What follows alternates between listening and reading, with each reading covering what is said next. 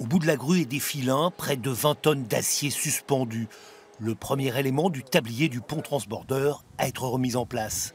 Débutée il y a plus de 2 ans, la restauration de l'araignée de fer continue. Les pylônes ont été sablés, désamiantés, repeints. La structure centrale totalement démontée.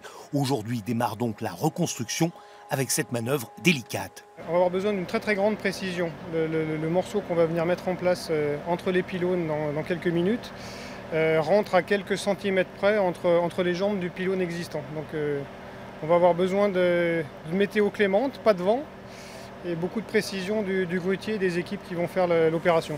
Le transbordeur de Rochefort est unique en France. Il n'en existe que 7 au monde, d'où les moyens importants dégagés pour le préserver. C'est effectivement en termes de volume financier le plus gros chantier de restauration de monuments historiques de l'État en région aujourd'hui.